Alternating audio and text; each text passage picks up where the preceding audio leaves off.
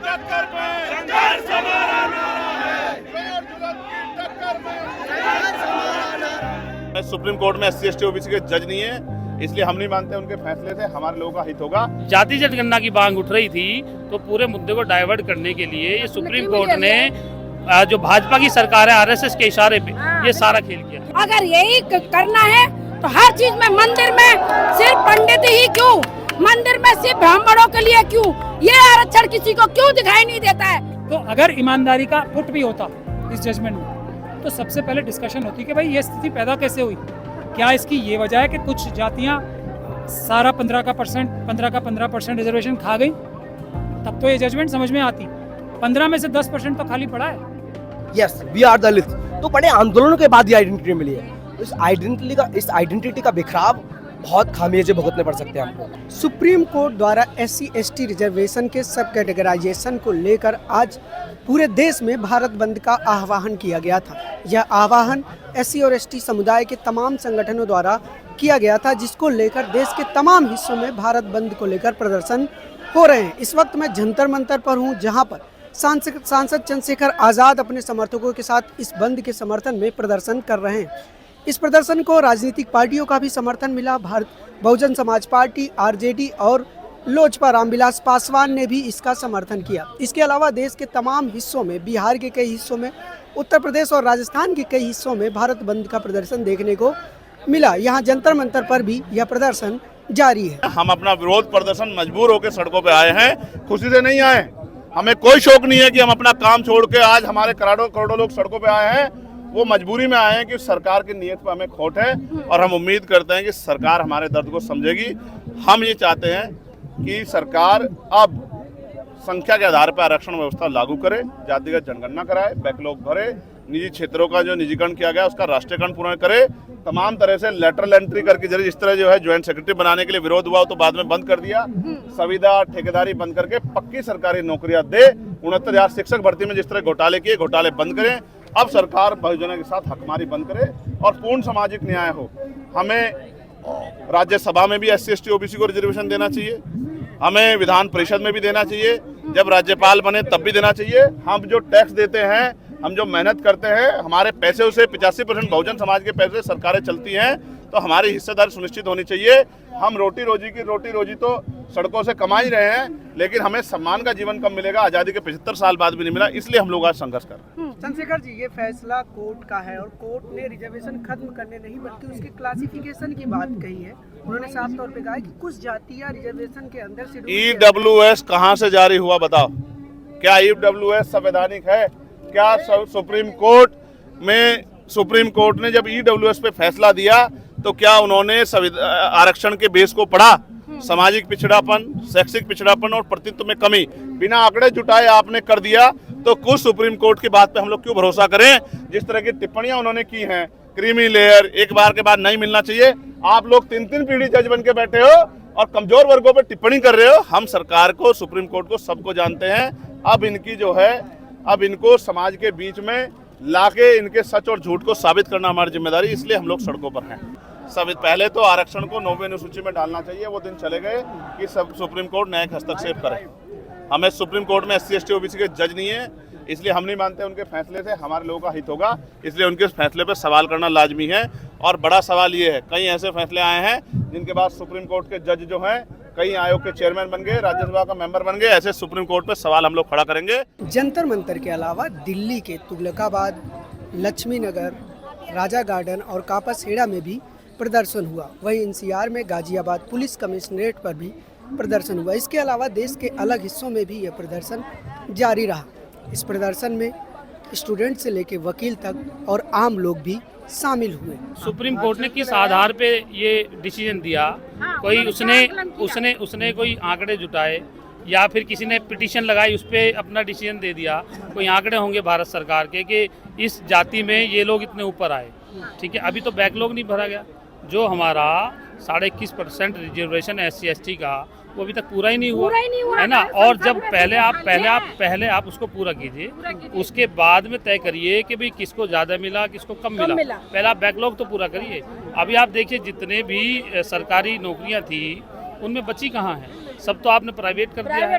आप जाति जनगणना की बात नहीं कर रहे। जब आप इतने ईमानदार बन रहे हैं तो लो आपने ये दिया, आप जाति जनगणना करा लीजिए और उससे तय कर लीजिए भाई कौन कितना खा रहा है। तो बात मुद्दे की होनी चाहिए। आप जाति जनगणना की मांग उठ रही थी तो पूरे मुद्दे को डाइवर्ट करने के लिए ये सुप्रीम कोर्ट ने जो भाजपा की सरकार है आरएसएस के इशारे पे ये सारा खेल किया, खेल कर लिए, बिल्कुल बिल्कुल। इसके अलावा कुछ नहीं है। और और हम जो है बाबा साहब ने 6,745 जातियों को SC ST में एक कर दिया, जो कि इन्होंने बांटी।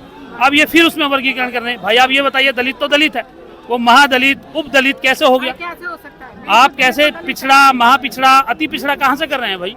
किस ब्याह पे किस जाति को कह रहे हैं? शेड्यूल कास्ट में 65 से ज्यादा जातियां हैं यूपी में, तो कैसे उनको बांटेंगे आप बताइए जरा। आप बांटने की बात करें ना वर्गीकरण की, तो कैसे बांटेंगे उनको? किस हिसाब से देंगे? 15% में कैसे बांटेंगे बताइए? पॉइंट इतना देंगे क्या? तो ये डाका है सीधा सीधा। एक तरफ आप बात करें कि रिजर्वेशन सबको मिले, दूसरी तरफ सरकारी भर्तियां खत्म कर रहे हैं, सरकारी नौकरियां खत्म कर रहे हैं। जो क्रीमी लेयर का आया है, हम लोगों को फूट डालने की कोशिश की गई है, ये बिल्कुल ना हो। हम इसके बिल्कुल भी अगर आपको करना है, जज का बेटा जज क्यों बन रहा है, वकील का बेटा वकील क्यों बन रहा है, अगर यही करना है तो हर चीज में मंदिर में सिर्फ पंडित ही क्यों, मंदिर में सिर्फ ब्राह्मणों के लिए क्यों, ये आरक्षण किसी को क्यों दिखाई नहीं देता है? एक SC ST का जो बना था अभी वहाँ तक तो पहुँच भी नहीं पाया है। उससे पहले आप क्रीमी लेयर ले आए, हम लोगों में फूट डालना चाहते हैं, ये बिल्कुल नाइंसाफी है। SC ST रिजर्वेशन में सब क्लासिफिकेशन के पीछे सुप्रीम कोर्ट का तर्क है कि शेड्यूल कास्ट और शेड्यूल ट्राइब के अंदर जो जातियाँ आती हैं उनमें से कुछ जातियों ने आरक्षण का फ़ायदा ज़्यादा उठाया है, जिसकी वजह से उस शेड्यूल कास्ट और शेड्यूल ट्राइब में आने वाली जातियों में से बहुत सारी जातियों को आरक्षण का फ़ायदा नहीं मिला। ऐसे में यह वर्गीकरण जरूरी है ताकि जो शेड्यूल कास्ट के अंदर जिन जातियों को आरक्षण का लाभ ज़्यादा नहीं मिल पाया है उनके लिए वो लाभ सुनिश्चित हो पाए। वहीं प्रदर्शन करने वाले लोगों को कहना है कि जो रिजर्वेशन मिला है और संविधान में जो शेड्यूल कास्ट की लिस्ट तैयार की गई है उसका सिर्फ एक आधार है, अनटचेबिलिटी, यानी कि पूर्व में जो जातियाँ अछूत रही हैं उनको उस लिस्ट में डाला गया।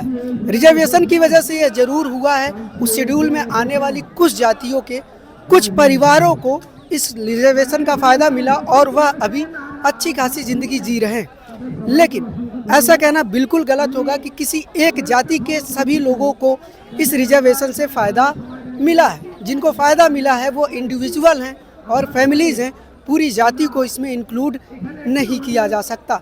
और दूसरी तरफ यहाँ पर प्रदर्शन कर रहे स्टूडेंट्स का कहना है कि इस फैसले से उनकी सदियों के आंदोलन से एक जो दलित आइडेंटिटी बनी है वह दलित आइडेंटिटी भी कहीं ना कहीं धूमिल होगी, क्योंकि अब दलित आइडेंटिटी में भी बंटवारा होने लगेगा। We have to unite against sub classification, क्योंकि इसमें इसका वर्डिक्ट के जो खामियाजे हैं, जो इसका मैनिपुलेशन है, इसका पहला देखो रीजन है कि फ्रेगमेंटेशन ऑफ दलित आइडेंटिटी, मतलब दलित आइडेंटिटी को पूरी तरीके से फ्रेगमेंट किया जा रहा है। ये इसके इस जजमेंट के थ्रू, इस सब क्लासिफिकेशन थ्रू को दलित आइडेंटिटी बड़े स्ट्रगल के बाद मिली है। दलित हम प्राउडली दलित बोलते हैं क्योंकि हमारे ज्योतिबा फूले से लेके बुद्ध से लेके अंबेडकर तक कांशीराम साहब ने उसको आइडेंटिटी दी कि उन्होंने Dalit identity, Dalit as an assertion की यस वी आर दलित, तो बड़े आंदोलनों के बाद ये आइडेंटिटी मिली है। इस आइडेंटिटी का बिखराव बहुत खामियाजे भुगतने पड़ सकते हैं हमको, क्योंकि जो चीज़ हमको आंदोलन से मिलती है वो जब बिखर रही होती है तो उसके साइड इफेक्ट बहुत होते हैं। आपस में लोग, मैं तो कहता हूँ आज भी उन लोगों को जो लोग इसका विरोध कर रहे हैं, मैं उनको भी उनकी गलती नहीं ठहराऊंगा, क्योंकि दलित में वो सबसे ज़्यादा मार्जिनलाइज रहे। इवन और ओवरऑल दलित बहुत मार्जिनलाइज है, लेकिन कंपैरिजन जो कर रहे हैं इसमें, अरे सीधा अगर हक किसी ने छीना है ना उन लोगों के हमारा भी, तो वो 15% जो रिसोर्सेज ऑन करते हैं, जो यहाँ पे पूरे सब कुछ कब्जा करके बैठे हैं, उन्होंने हमारा हक खाया है। अब लगा लो 2% मात्र हमको गवर्नमेंट जॉब से, बाकी 98% प्राइवेट सेक्टर है। प्राइवेट सेक्टर कौन ऑन कर रहा है? सारे अपर कास्ट। हम 2% की लड़ाई लड़ रहे हैं, व्हाट अबाउट 98%? वाई भी, मतलब हमारी डिमांड क्यों नहीं उठ रही कि 98% प्राइवेट सेक्टर में हमको रिजर्वेशन मिलना चाहिए? क्योंकि भारत का बड़ा जो 98% है वो तो प्राइवेटाइज है, उसमें रिजर्वेशन की डिमांड होनी चाहिए थी, ना कि ये क्लास। सबसे इंपॉर्टेंट मुद्दा चला सब कास्ट सेंसस की, उसकी डिमांड होनी चाहिए थी। लैंड रिसोर्सेज की जो डिस्ट्रीब्यूशन की बात चल रही थी उसकी बात होनी चाहिए थी। लेकिन ये लोग जो कॉन्फ्लिक्ट है अम्बेडकरिज्म वर्सेस ब्राह्मणिज्म, सीधा हम टारगेट करते हैं कि हमारा जो मनुवाद है ब्राह्मणिज्म है। Ambedkar also said the history of India is nothing just a conflict with Brahminism and Buddhism. तो जो उस लड़ाई को चल रहे थे, आज वो लड़ाई बहुत डाइल्यूट कोशिश कर रहे हैं डाइल्यूट करने की, क्योंकि जो लड़ाई वो एक बड़ी लड़ाई थी कि हमको पूरे समाज में एक उसको पावर तक पहुंचाना है। अब क्या आपस में लड़ाई लड़वा दी कि लड़ाई क्या थी हमारी उन ताकतवर लोगों से, उन ब्राह्मणवादी लोगों से, अब लड़ाई अपने लोगों से करवा रहे हैं वो। किसी भी जगह पे 15% रिजर्वेशन तो मिली नहीं है किसी एक बार भी, कभी भी। तो अब अगर 5% पूरे समाज को मिली है, तो उसमें से जो समाज ज़्यादा है नंबर्स पे, तो उनको ऐसा लगता है कि इनके लोग ज़्यादा बन गए, क्योंकि वो संख्या में भी ज़्यादा है। दूसरे समाज के लोग जो संख्या में कम है, उनको लगता है कि हमारी संख्या कम है। लेकिन उससे महत्वपूर्ण बात यह है, जो ये 10 सीटें खाली पड़ी रह रही हैं हर जगह, 10% सीटें तो खाली पड़ी रह रही हैं, जो जिनको ये कहा जा रहा है कि वो क्रीमी लेयर हो गए, वो भी उन 10% सीटों को भर ही नहीं पा रहे। तो ये सीटों के बारे में कुछ भी बोले बिना ये कहना कि इन 5% सीटों में भी हम बंटवारा कर देते आगे, इससे बड़ा धोखा और फ्रॉड कुछ हो सकता है? तो अगर ईमानदारी का पुट भी होता इस जजमेंट में, तो सबसे पहले डिस्कशन होती कि भाई ये स्थिति पैदा कैसे हुई, क्या इसकी ये वजह है कि कुछ जातियाँ सारा 15% रिजर्वेशन खा गई, तब तो ये जजमेंट समझ में आती।